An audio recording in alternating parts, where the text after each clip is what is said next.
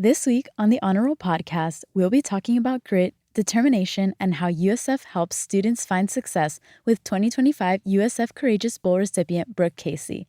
All that and more coming up next.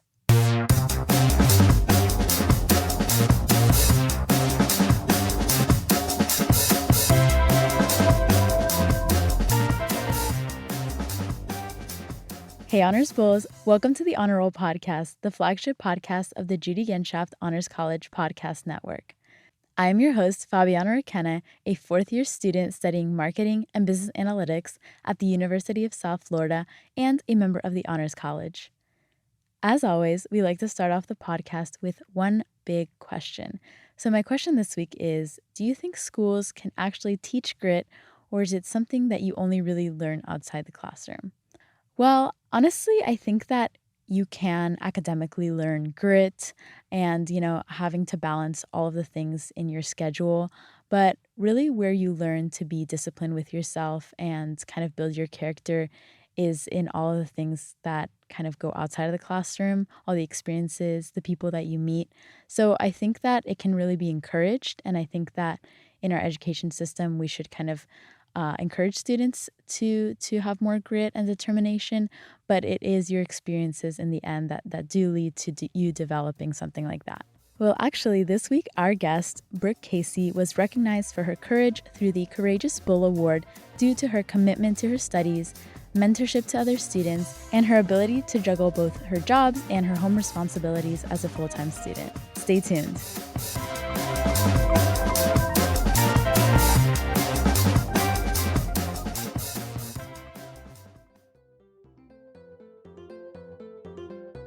Hi, my name is Sophia Mitsuyuki. I'm a sophomore in computer engineering. My favorite honors experience was joining the honors choir my first semester. Being a STEM major and being able to do art, that's something that touches my heart. Go Bulls! Today, we are joined by honors graduate and recipient of the 2025 Courageous Bull Award, Brooke Casey. It's so nice to have you on the podcast. Would you like to introduce yourself? Yeah, thank you for having me. So my name is Brooke Casey. I graduated this spring. I'm part of the Honors College, and I graduated with a degree in biomedical sciences with minors in professional and technical communication and religion and health. That's amazing. Would you start off by telling us a little bit about your academic journey and kind of what led you to USF in the first place? Yeah, so when I was in high school, deciding where to go to college was a pretty big decision for me, as it is for a lot of people. Being from Tampa, I never expected to come to USF because it's just around the corner. So I always thought I would go out of town. But USF was the first offer that I got, and I was very excited. And other schools didn't kind of compare to that excitement that I got when I was accepted. And also USF provided me a pretty good scholarship, and I couldn't deny that. So I was a little apprehensive when I started just because it wasn't my original plan to come here, but I'm very happy with my decision. I feel like I had a lot of academic opportunities. I had the major that I wanted, and I've had a really good time here on campus. So I'm really happy with that I came to USF. Did you start off, did you apply for college as a biomedical sciences major, or did you kind of move around? Did you always knew you wanted to study that? Yeah, so I applied to USF as a biomedical sciences major. I've always been interested in the pre-med track.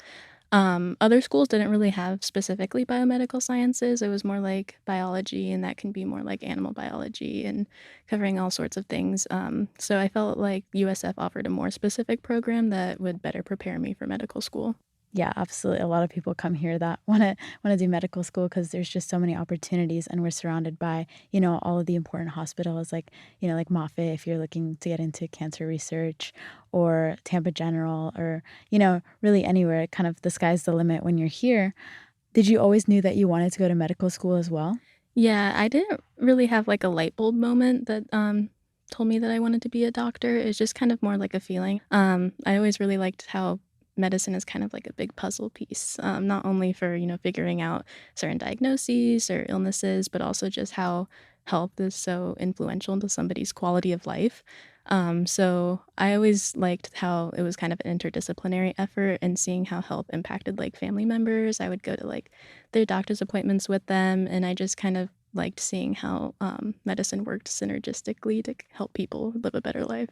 Absolutely. I like how you look at the humanity and kind of the humility aspect to medicine and the field of healthcare. I think it's really important, and I think a lot of people in our generation are paying a lot more attention to that. So I'm hopeful for like the next generation of people that work in healthcare and doctors. So it's really nice to hear that. You were recently recognized at the 2025 USF Celebration of Leadership Awards as a Courageous Bull. So would you mind sharing what the Courageous Bull Award is and like what it means? And can you tell us a little bit about why you were recognized? Yeah, so the Courageous Bull Award is given by the Dean of Students. I believe it began in 2017, and it was made to recognize students who just demonstrate courage in the face of adversity, who are acting out like when others might not, or just facing difficult circumstances. So I received the Courageous Bull because I was recognized and nominated by my supervisor at New Student and Family Engagement. Um, and he recognized me because he resonated a lot with my financial difficulties I faced during my time at college. During my junior year, the entire junior year, I was working 3 different jobs across 7 days a week, so over 40 hours each week, and I was taking a full course load. And so he saw me going through that, and I was kind of surprised when he nominated me, just because I didn't do anything, wild or extreme. It was kind of something mundane, but he recognized that, like, I was still showing up to each job, and it was a very difficult time for me, but, he kind of just resonated with my difficulty during that year. How did it feel to be recognized in that way after you were kind of like, this individual that's, working really hard every single day? Not everybody notices, in your life. How did it feel to be recognized for that? It was really empowering and encouraging, because, like I was saying, this was just my day-to-day, it became my normal. It didn't feel like I was doing anything extreme, but it was difficult and tiring and exhausting, and I think being recognized for the award showed me that there's courage in everyday actions, like, you don't have to do something, remarkable, so to speak, to be recognized or have courage.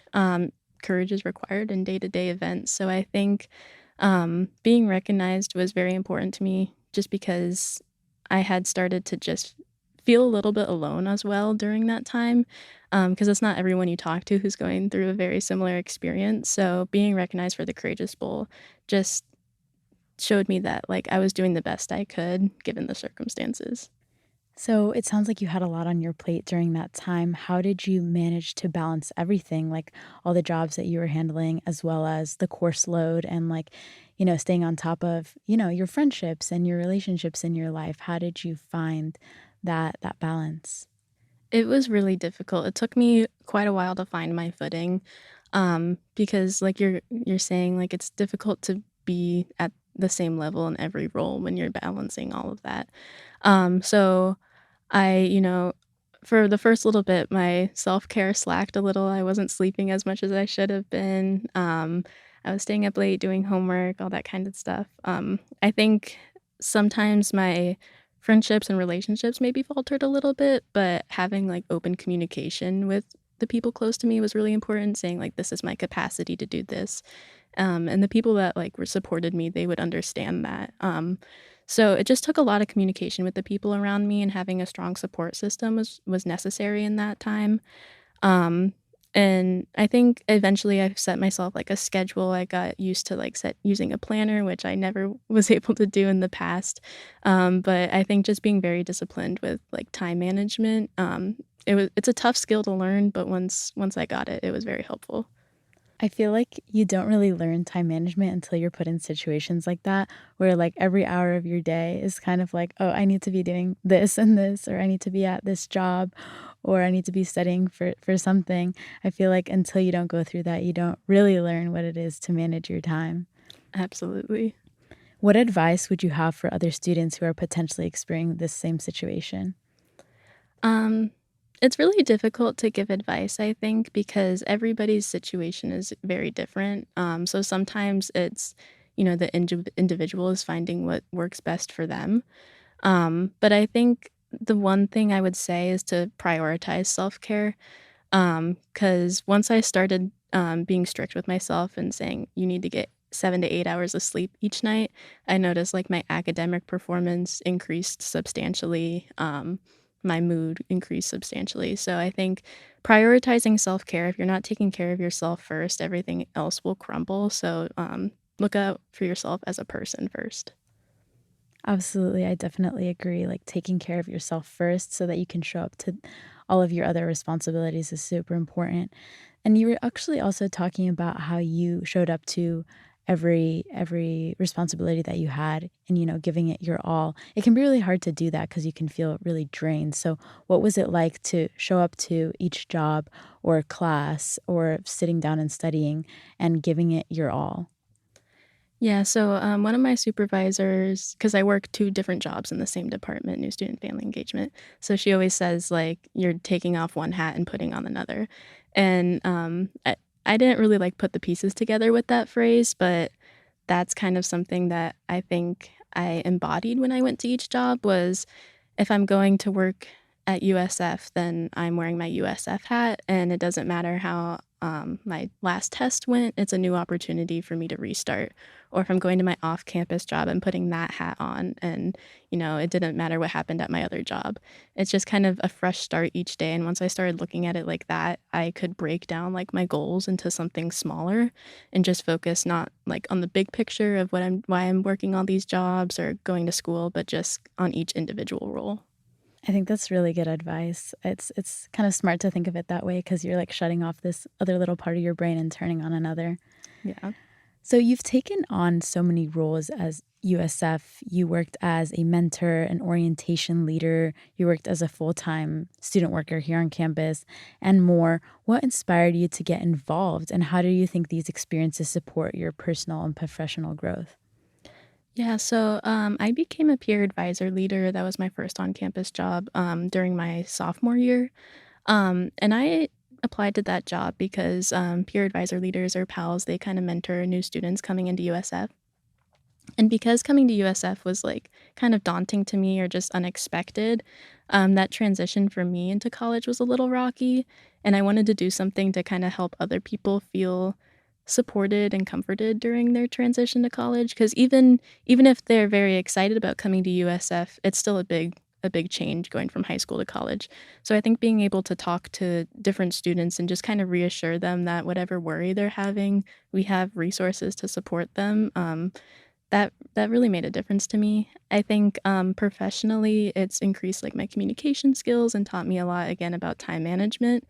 But also personally, being a peer advisor leader, like, I was able to talk to a lot of students who were going through similar situations as me. Kind of looking around, like, my friends, not a lot of people were working or working as much, so it did feel a little isolating, but when I would call students, they would be like, "Yeah, I'm going through a difficult time. I'm working full-time, taking classes," and I think in a way they helped me too, so being able to have that kind of community of people going through similar situations, it helped me, and I hope that me being able to resonate with them saying, "I'm going through the exact same thing," helped them find a little bit of a community here too.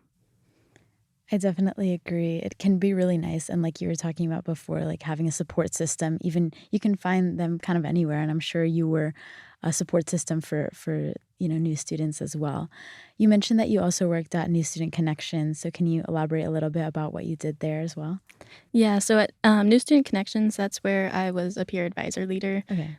So I worked there for 3 years, and then, they merged with orientation to be new student and family engagement. So, for the past 2 years, I was also an orientation leader office assistant, so, we were the ones, like, processing the phone calls to the, Office of Orientation and answering questions about, like, scheduling or just kind of we got, like, students firsthand who were really nervous about coming into school or scheduling orientation. So any question somebody had, it probably came to our office, so we had to, like, talk to a lot of students, explain how they find their schedule, that kinda thing. Can you share a little bit about what you enjoyed most about those positions? Like kind of what was the most rewarding, helping families and new students or incoming students? I think being someone that students and families who are maybe anxious about starting college can talk to and just kind of reassure them has been very rewarding. Because again, I was in their shoes, 4 years ago, being anxious about all the different processes or just being in a new environment.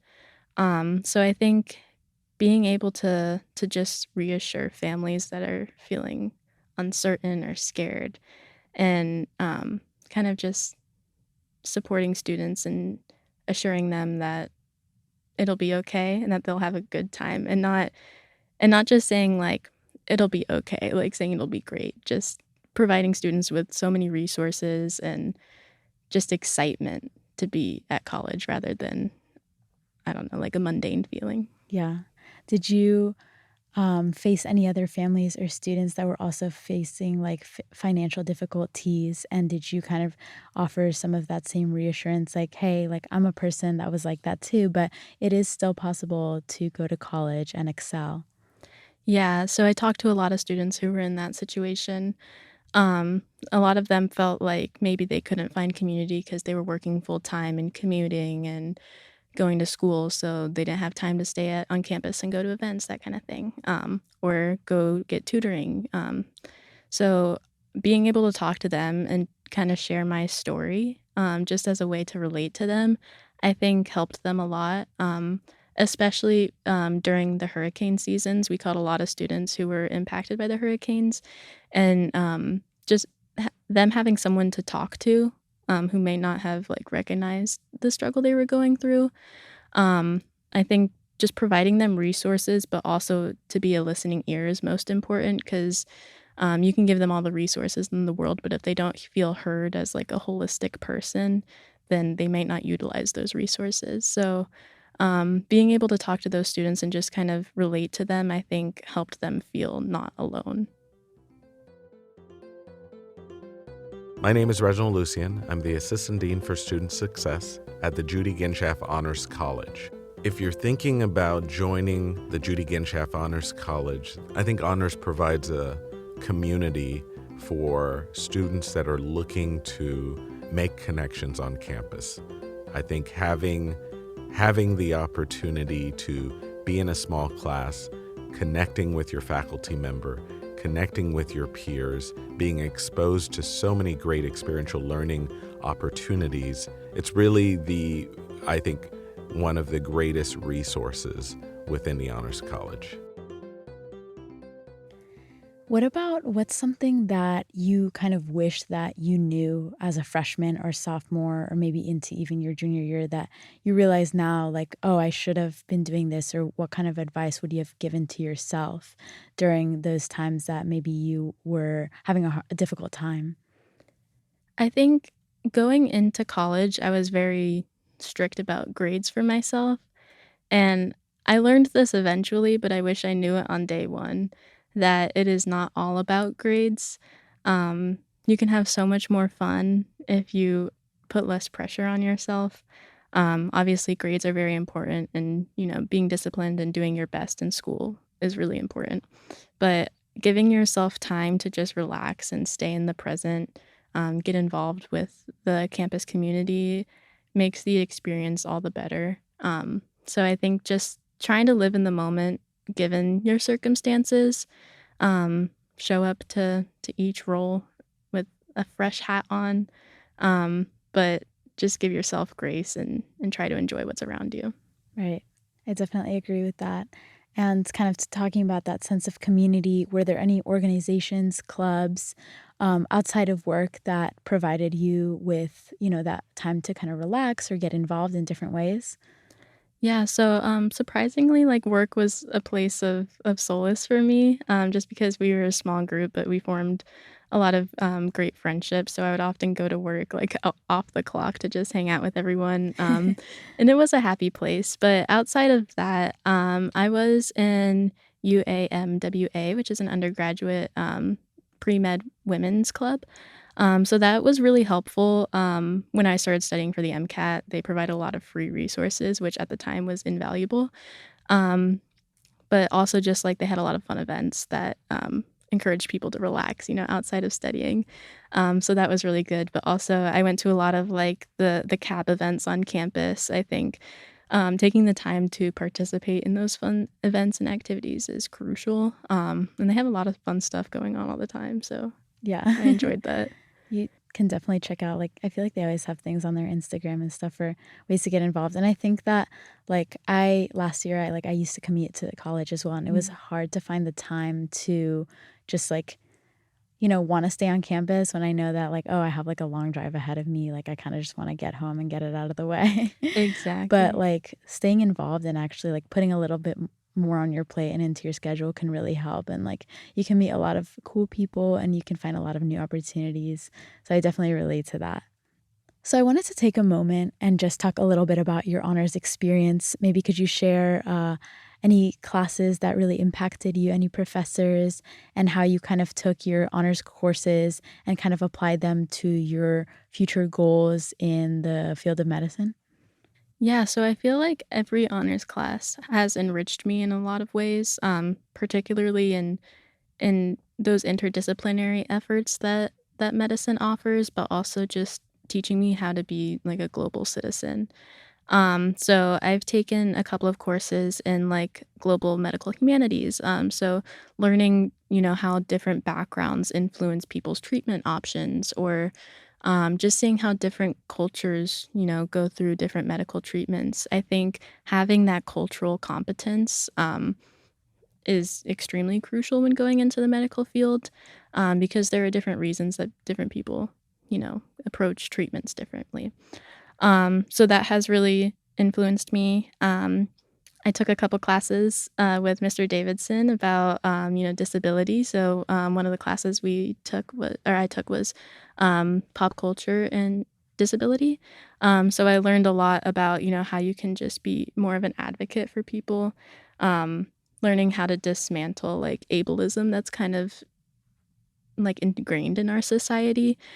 So having awareness of things that have kind of been ignored in the past, I think is also very crucial. So, the Honors College has just provided me with a holistic approach and how to be more aware of the people around me, um, but also how to just be more engaged in the community in different ways. Also, part of honors classes is like getting to work with people that are completely outside of your major, whereas like your core classes, your major classes, you're surrounded by other biomedical science students. So, did you have any moments where you were able to like work with others that like weren't necessarily in your field of study and learn things from them? Absolutely. And I think that's really important too. Like in many of my classes, I was, sitting next to art students or business students. And I think no one role can operate without other roles in society. So we all have something to learn from each other. So being able to collaborate with my peers was very helpful. I think, like I said, we all learned a lot from each other. And I think in any job, you need the ability to hear different perspectives. Whether you're going to be in a leadership role or not, you have to be able to consider, new ideas and thoughts that other people have. So being able to work with people that um, focused their studies in different areas, I was able to learn a lot, and I hope like I could share knowledge back with them. So like you mentioned, you were talking about, getting prepared for the MCAT and studying for that. Have you what kind of like resources and how did you prepare yourself to take such a big exam? I know it can be a lot of pressure for a lot of people. Yeah, so it was a really daunting task. I started studying, again, this wasn't the best plan, but I started studying while I was doing all three jobs and going to school. Um, so I think I was really committed to trying to stay on track despite, the circumstances that happened in my personal life to lead me to work so much. I was really committed to still taking the MCAT like in my planned year, so during my junior year. So I don't think I was studying as well as I could have during that time. I was getting in a couple hours a day, just because that's what I had the capacity for. But I studied over the course of, I would say, 4 to 5 months. I actually took the test twice. So I did okay the first time, but I knew I could do better. So that's when I started prioritizing like my self-care. I was able at that time to take some time off of work. So once I did that, I had more time to study. But it's very daunting because I feel like, as many pre-meds know, there's an air of competitiveness or just kind of, I don't want to say aggression, but a lot of people online will be like my way or the highway for studying. Mm-hmm. So I was spending a lot of time on social media like Reddit, just learning how to study, but I realized I was spending more time on these platforms reading how other people were studying than actually just studying myself.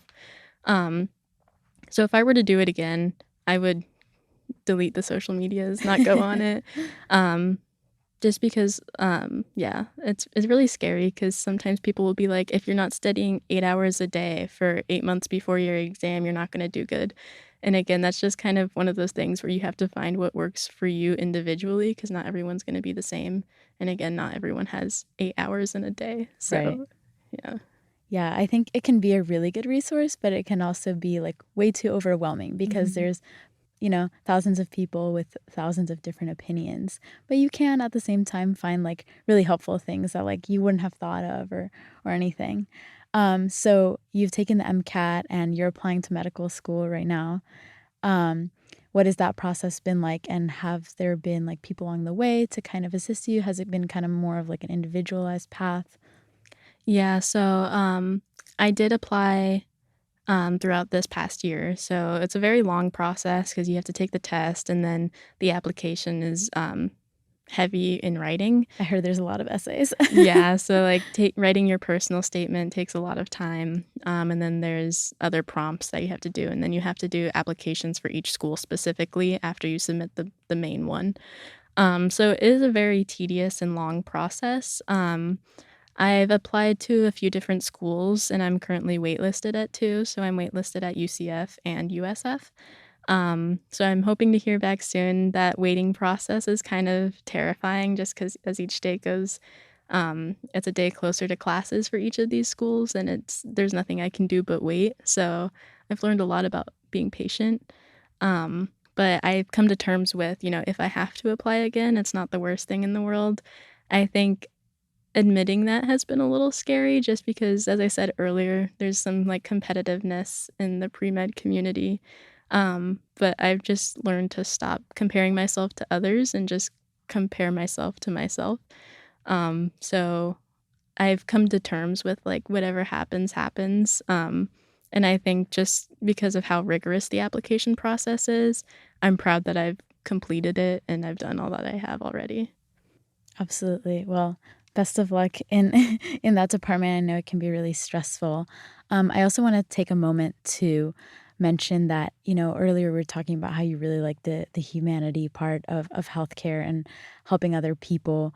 How did, that your love for helping others kind of tie into your future in medicine and seeing like a career in that? What are kind of your longer term goals for that?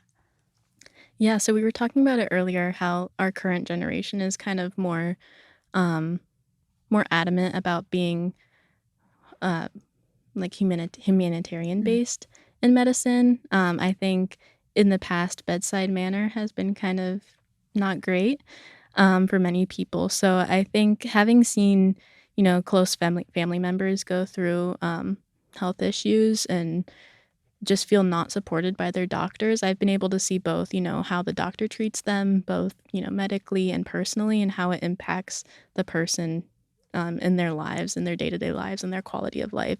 So that in addition to working as much as I did last year, I've learned like being able to get good healthcare is a privilege, but it shouldn't have to be. So, people are working all the time. They can't prioritize their health. They can't get good doctor's appointments. It's expensive a lot of times. So I'm taking that into my future career in medicine as wanting to advocate for the underserved, um, and just kind of provide opportunities for people that might not otherwise have them. I think it's important to just it's not a business, you know. Medicine shouldn't be a business, and I think just focusing on the humanitarian side of medicine, healthcare is a right. So doing whatever I can, learning what I will in medical school to bring that into a more holistic approach for medicine is my absolute number one goal. Absolutely. I definitely agree with that. Like you were saying, like healthcare shouldn't have to be a business. Everybody should have access to what they need to be the, healthiest version of themselves. So I'm really happy that you're looking to do something in that field in your career. So thank you so much.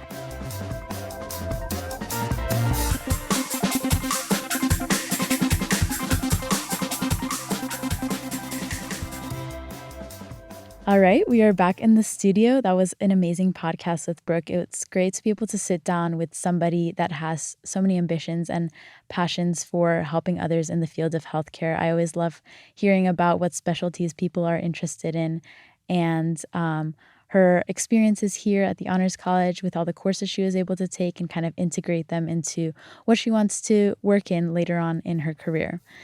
And if you want to get more involved in the Honors College, don't forget to check the Honor Roll newsletter and our website at usf.edu/honors for all upcoming events, updates, and news. That'll do it for this week's episode. The Honor Roll podcast is recorded in the Judy Genshaft Honors College at the University of South Florida Tampa campus. Production assistance is provided by honor student Sandra Napolitano. Thank you all so much for listening, and please do not forget to rate and review our podcast, as we really appreciate your feedback. Please join us next week to hear what we're up to at the Judy Genshaft Honors College. Until next time, go Bulls!